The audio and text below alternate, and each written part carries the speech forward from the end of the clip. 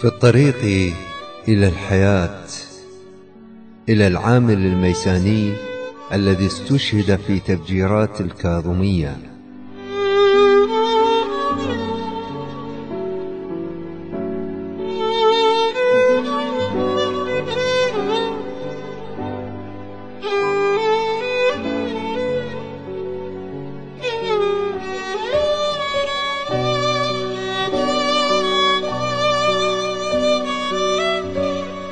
لن يعود بالخبز هذا المساء، رماد الأرض في أفق العويل انتظار.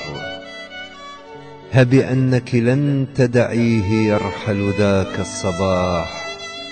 هل كان سينجو من محنة الموت؟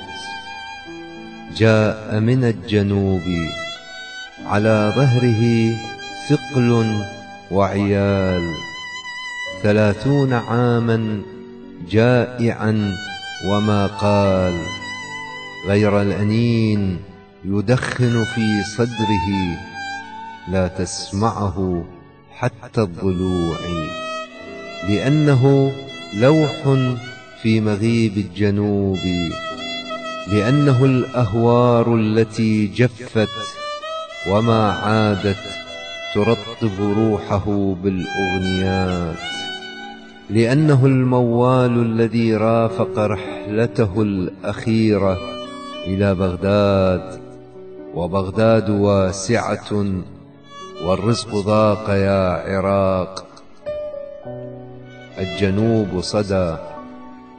كان محمد الميساني يحب الغناء والبكاء، لكنه يكره المدرسة، لذا ظل في مشحوفه يصطاد السمك ويغني. وحين تزوج وأنجب كومة عيال جف الهور، والغناء أصبح في فمه بكاء، لذا أيقن أن الغناء يعني البكاء، وأن الطريق إلى المعنى يبدأ بأول طفل شم رائحة الهور وتثاءب في وجه القمر. الحقيقة فيها حقائق تعني الغربة والتشرد في طرق معبدة بالغرباء، الغرباء الذين يشبهون الصوت، لذا فضل أن يبقى يدفع مشحوفه في الليل ويغني، فتسمعه الزوجة والأبناء والجيران في الطرف الآخر. من له في محنته غير الله؟ البلاد هناك لهم بشوارعها ودجلتها ومساءاتها ونهاراتها، حتى الغناء لهم. ومحمد الميساني لا يعرف سوى أغنيات الجنوب، والجنوب هو الجنوب. قال لها: أسبوع واحد وأعود، لن أطيل، سآتيك بثوب جديد وخبز وفير.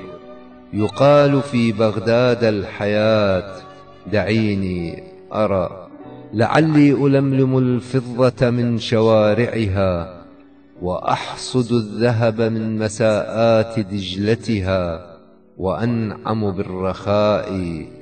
أحرام على الجنوبي أن يرى شمس البلاد بين يديه لو مرة واحدة في أول يوم له.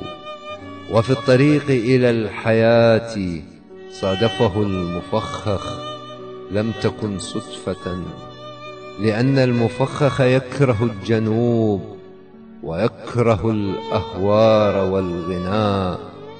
وتناثر الهور في الطريق، قصب هنا، غناء هناك، وسمرة لونت وجه الصباح ملابسه، رائحة التعب في ضلوعه، بقايا ما عبأ في صدره من مواويل، كلها معه في نعش عاد إلى الجنوب.